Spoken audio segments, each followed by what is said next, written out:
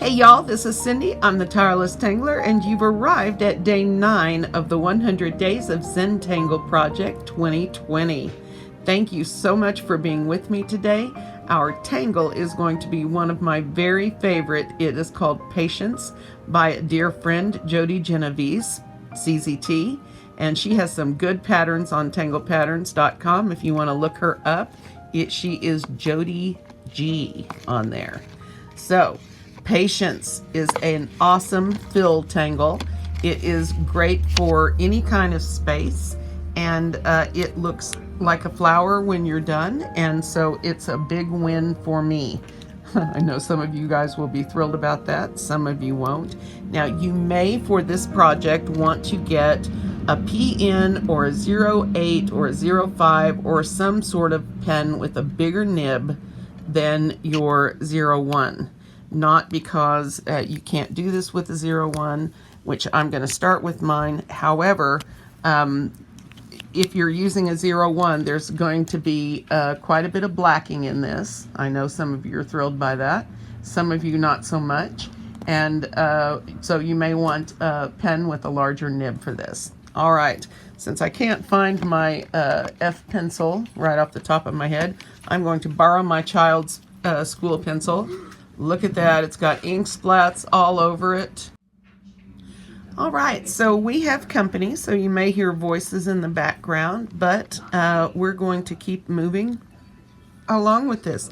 Now, in this instance today, we're going to use a typical Zentangle tile. Again, if you don't have a Zentangle tile, that is not necessary for this.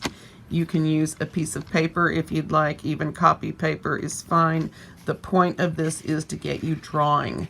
Okay, I'm going to do one of Maria Thomas's little borders that she likes to do. She likes to make her borders just a little bit wonky or weird or interesting.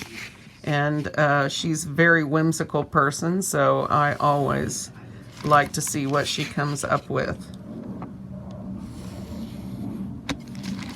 All right, so much for getting my dots in the corners, huh? All right, so we're going to use a string today, some sort of a very loose, larger string. Patience is built on triangular grids. However, we're not going to be so picky with the grid part of this today. I'm going to show you how to make this pattern a little bit organic. But before we do that, let's put a little bit of this that's just, let's see, how do I want to do the string here? We'll do it like that, see, okay? So this is what I'm gonna have. It's gonna be fun to work with. We're gonna find out, and I may leave this whole section blank over here. We don't know. All right. So for Patience, let me show you in this section here how Patience is in a grid. And then let me show you how to sort of step out of the grid and have some fun with it. Now, those of you who are not fond of grid patterns, that is fine. Don't sweat it. I'm not going to make you work too hard here today.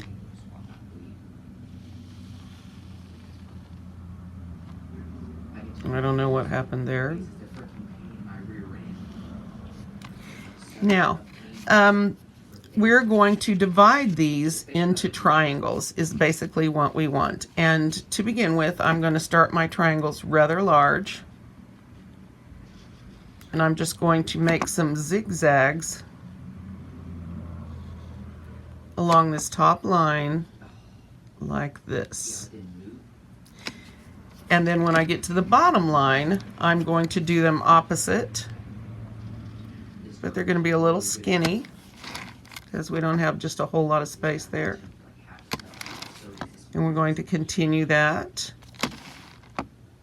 If your triangles are misshapen, that is absolutely fine. This is still going to work, whatever they look like. All right. Now I'm going to close this off here. And close this off here.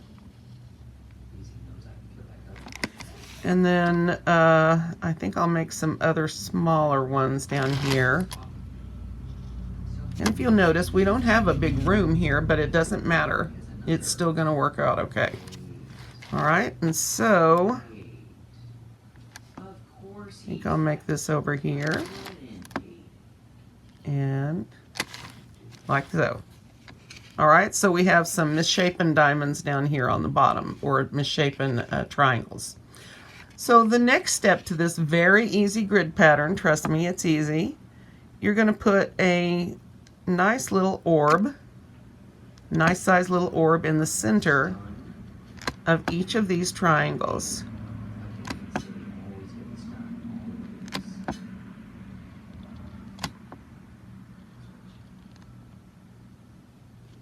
If the triangle is small, you may need a smaller circle. That is absolutely fine. It does not matter what size the circles are or what size the triangles are. Just in the center of each one of them, or the approximate center, put you a little circle.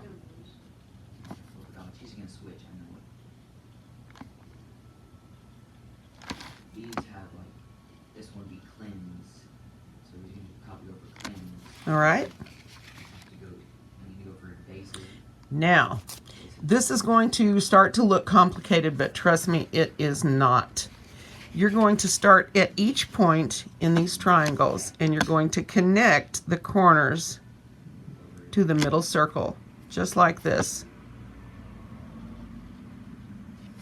And this is a very standard fill pattern for triangles in Zentangle, in the Zentangle method. And you're going to repeat that in each triangle. If your lines aren't exactly straight, that's going to be fine. You're going to love how forgiving this pattern is, and how much fun it is, and how pretty it is when you get done. And this one's got 4 HP.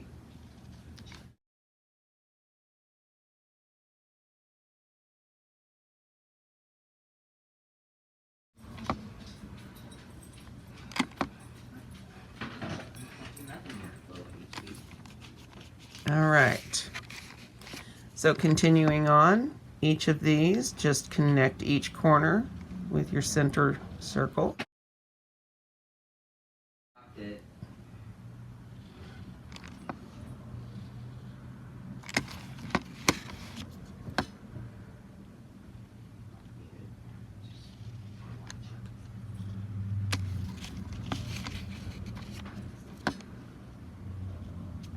And even at this point, this is a fun pattern. This is actually something else. This is another pattern. But when you stop at this point, but you'll love the way that we turn this in to Little Impatience, which is where she got the inspiration for the name Patience, is that they, when they're finished, they reminded her of Little Impatience, the Little Impatience flowers.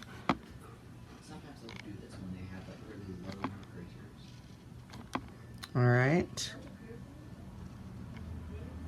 I have started without my glasses yet again today. All right. And I am making a bit of a mess in here. That's going to be all right, though.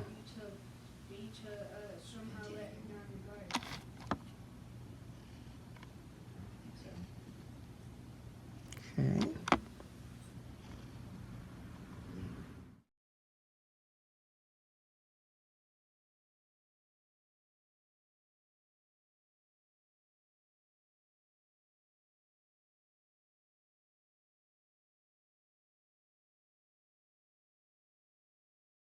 So I've connected each of these, some of them neatly, some of them not so much, but it's going to work out. Okay, now there's one other thing that you're going to do here that is going to make you crazy, and it's going to make this look like a great big liney mess. But trust me, it's going to be okay. All right? All you need to do now is in each of these sections, you're going to draw a line that connects each orb to each other. So let me show you what that looks like.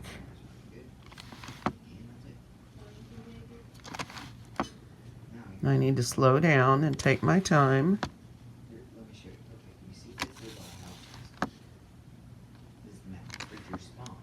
Don't worry about what you're doing here. Just draw lines that connect each of these circles, all right, to the one next to it. Okay. There's also stuff like a marker source.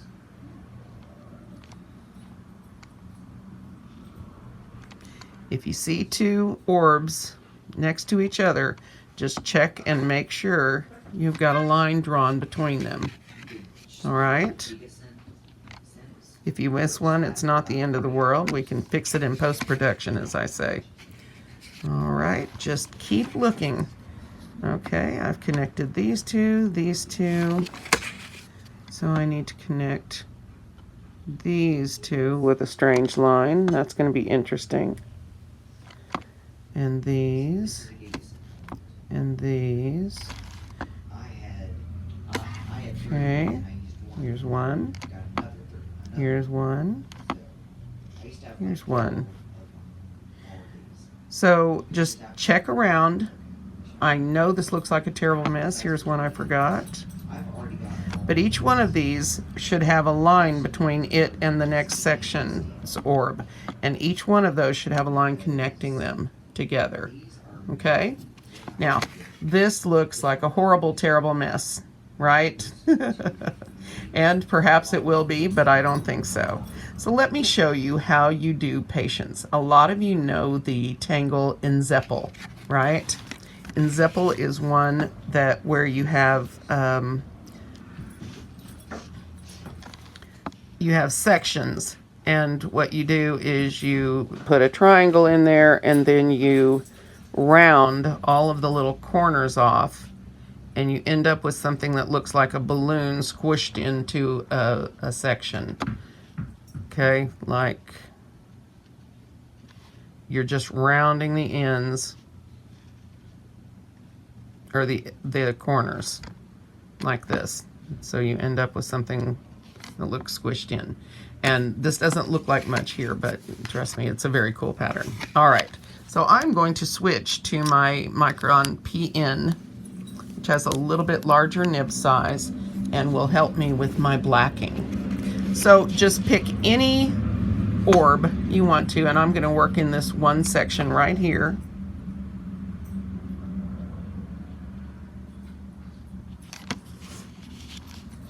Now, we're going to basically apply the Zentangle concept to this.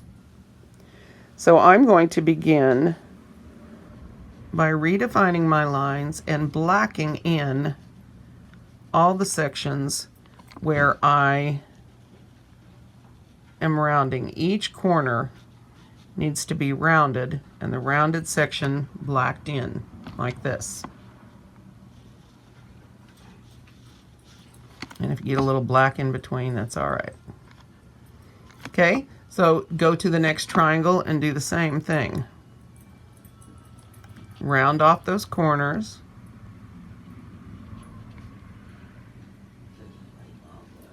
And then bring it back up. All right. I want to make this thicker.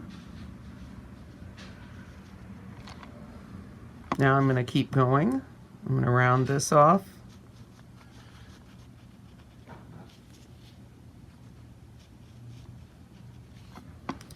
Round this.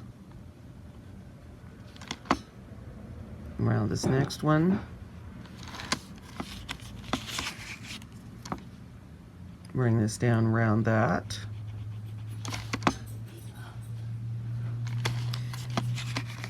Now you're starting to see, hopefully, the flower in this.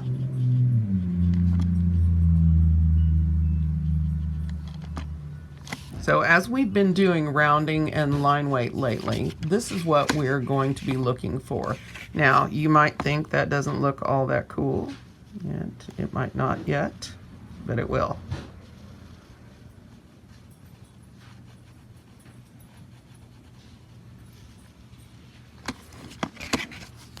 Now, to finish that section up, you can decorate this as you will. Jody in her step out shows, makes these all look very flowery, and that of course makes me very happy. So I'm going to do my little flower flicks.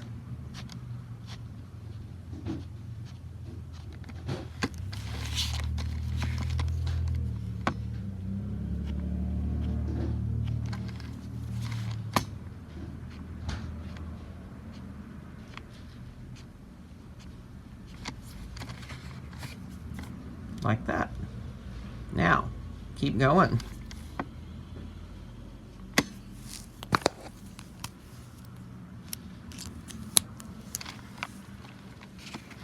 Next, go to the next little orb and continue. Each of these orbs is going to be the center of one of your little flower shapes. And when you get this all filled with them, it's going to be a very cool effect. So I'm going to do this one next. Try to be a little more careful with my ink. And this is the exact same kind of rounding corners that we've been doing in a lot of these videos. If they're long and skinny like that, then just round more of them out until what you end up with is a little flower petal shape. You can make them look funky. I know some of you like that kind of thing. You can make them look just as normal and neat as you want. This can be a very organic pattern, or it can be very carefully, neatly done. It is as you wish to do it. It's the beautiful thing about art. There is no mistakes, no way to get it wrong. At least that's how it is in Zentangle, which is why I love it so much. If I can't make mistakes, then I am good to go. All right, so now we have another one. A little bit messy there. And again, as with all blacking, there are opportunities to take out little snafus that you might make, stray lines or whatever. And we're going to add our little petal flicks here.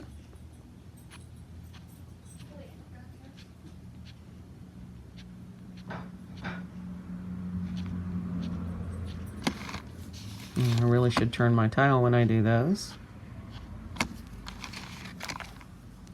Now you're starting to see where we're going with this. Imagine this is all filled out. It's going to be so much fun. All right, I'm going to keep going. I'll speed this up a little bit for you, and then we'll do something a little bit wild and crazy down here, okay? I'll see you on the other side.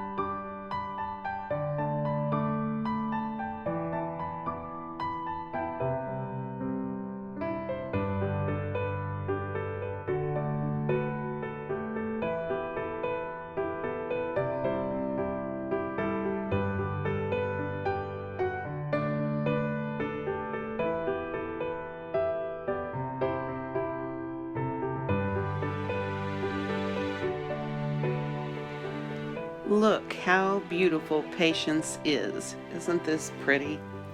So let's look at what we're going to do up here on top. I think I am going to make one large section up here, just one large flower.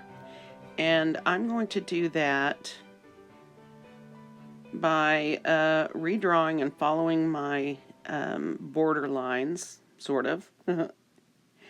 And I think I'll just close this in.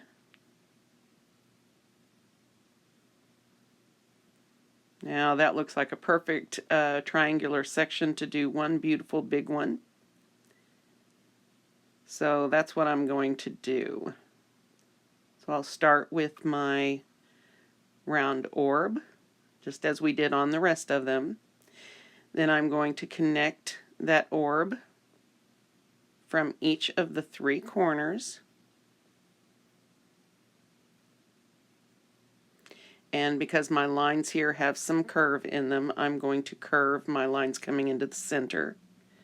Sort of make them all look like they're in motion a bit. And how I do that is I just follow the curve of the line that is next to that. Now, I think I'm going to pretend there's another section over here, and I'm just going to draw my straight line down here that would, as if there were another orb that I were connecting. And I'm going to do the same thing up to these outer lines, dividing in each section as if we were in the grid. Okay? And so, you know, we could do a lot of different things here. But I think it's going to be really pretty type of a focal point. And anytime you are doing a monotangle type of a tile here, like this one, a larger element can be a really nice way to change things up if you're in a grid pattern. So this is going to turn out beautifully, I think. And again, I'm just going into each one of these sections, and I am rounding the 2 of the corners, the 2 corners that are not connected to the orb in the middle. And I'm just adding line weight and rounding the corners on each of these small sections. And if you were unsure what we were going for down in the pattern, in the grid, this is what we're going for in a larger setting.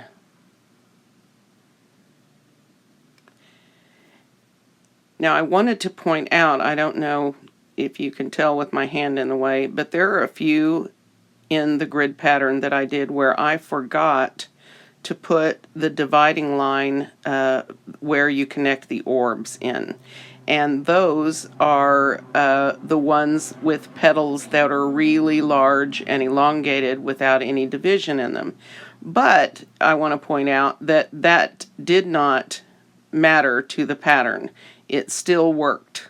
Okay, so don't freak out about it has to be perfect. It doesn't.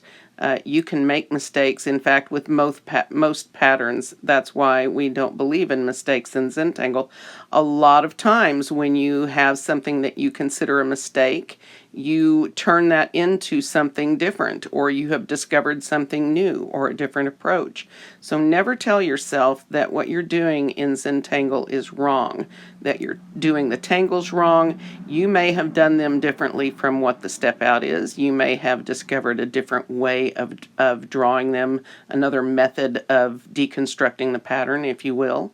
However, it doesn't matter. It's okay for you to do that. This is about the joy of discovery. Hopefully I can discover this line. But Zentangle is about discovery. It's about using these structured patterns to get your Zen, yes. But the no mistakes part of this makes this a voyage, an adventure, if you will, into drawing, where you literally do not know what the outcome is going to be when you start. And that is very much what I had today. I had no preconceptions when I started this tile, and on camera, I want to point out, I had no preconceptions about what this tile was going to look like. I just sort of went with the flow. And that's a place where I hope you guys can come to in your tangling, because that is the point of the Zen part, is that you're able to lose yourself in the patterns and forget about what's going on in the real world and allow yourself to meditate and relax through the Zen part of this. Now, I think I'm going to round this other faux section down here that isn't truly there, but I want to pretend like it is. Just sort of fit that in. And isn't that a pretty little patience section there? So if you have taken your time with all your blacking, then I'm going to take my 01 again. I have used my 01 for all of my little pin flicks, my little flower flicks, as I call them, to sort of highlight the center of the little flower. I have used the word little a lot in this.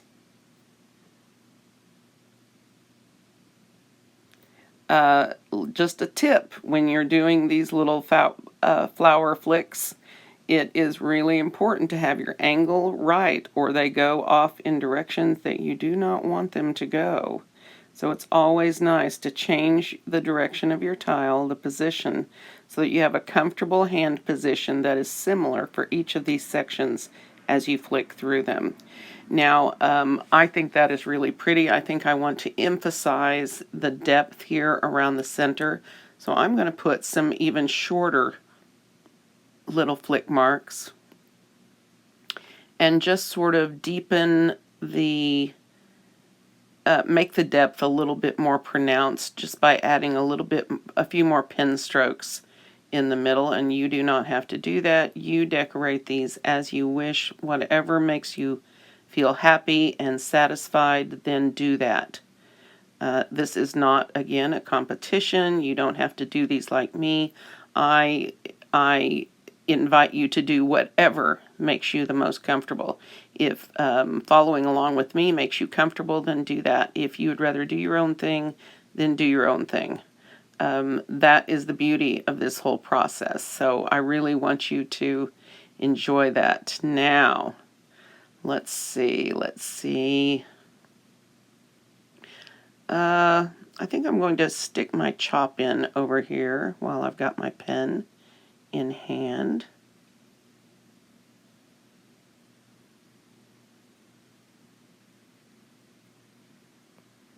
Right after I finish all of the little spots I see. Yeah, I'm going to stick it right in here. This little extra spot I had. And I think I'm just going to give it my usual sparkle treatment with black. Just leave a little section sparkly. And I needed you guys to know that, and I can't help myself right now. I'm just doing a little flower petal center right there. I need you guys to understand that the reason that I share the chop process with you each time or frequently is that I want you to feel good about doing your own. All right, guys, this is day 9 of the 100 days of Zentangle, and this is Patience by Jody Genovese, and you can find her on Tangle Patterns, Jody G. I'm going to be shading this for you. This is really simple shading. Just put in plenty of graphite around your center orb on each of these to give it a little depth, and you're going to be good to go. I also may put some contouring, just a slight bit of shading around the edges of these petals. Let me get there and see how that goes. Flower shading is really, really simple, which is a joy for me because shading is a lot of thinking that I don't prefer to do when I'm tangling. I would rather just have it easy. But I did want to point out, yeah, I think I am going to just contour just some slight edges there with my pencil, just a little bit. But I did want to point out here in the center of this, if you will notice, there is a big shine happening now, and that is because I have added graphite over ink. Okay, it does not look that way in reality because because of the overhead light I use when I record, it really gets shiny. But that's something to think about when you're adding graphite. A different way to do that would be to maybe add your shading first and then put in your pen flicks for the flower shape. You know, that's really a personal thing, and you can do it as you wish. But you'll see, even when I blend it out, that helps some, but you still get the shine from the graphite over the black ink. So that's why I always tell you guys, try not to put your pencil over your ink. If that bothers you. If it doesn't bother you, then, you know, go for it. I'm not sure how I like this contour shading, but I'm going to go with it. I think that's fine. Maybe if I get it blended out a little bit, that'll be better.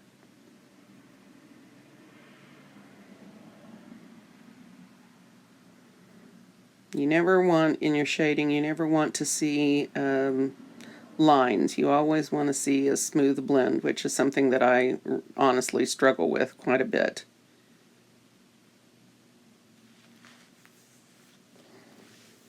So that is really pretty. Aside from the shine, that is very pretty. That is patience. So you guys tell me, what did you think of this pattern? Was it too scary? Did all of the lines make you nuts, or did you like it? The first time I did this, when Jody first came out with it, I could not fit it in my brain. It was too hard.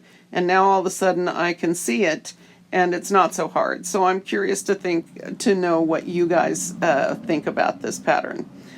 Leave me a comment, and don't forget to keep dropping your tangle ideas. I have heard the person that wants to explore paradox. That is, I love paradox. I'm not very good at it because of my shaky lines, but I am willing to tackle that with you guys if you would like to. There are many, many wonderful, wonderful videos out there of paradox if you would like to check them out. The ones that I really recommend are the ones that Rick Roberts does. He is very talented with straight line tangles, and paradox is one of his, and it is just awesome.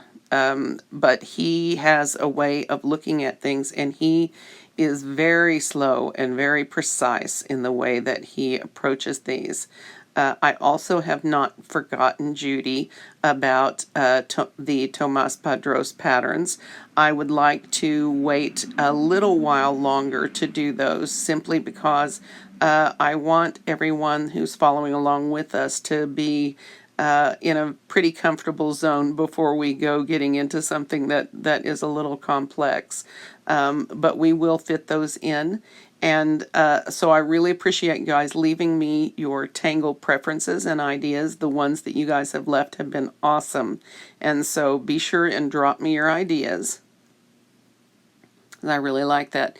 Now, I went really simple on the grid part of this. I just put graphite around each orb and ran my tortillon around it really quick, and we were done. But it makes a big difference, doesn't it? This is such a cool looking pattern. I hope you guys like it as much as I do. There we are. That is my patience tile. What do you guys think? I'm really not done playing with this pattern. I think I'm going to get into it again soon. But for today, this is what we've got. Thank you so much for being with me today. I'm going to see you guys tomorrow for day, oh my goodness, is it day 10 already? I can't even imagine. See you tomorrow, guys, and have a great day.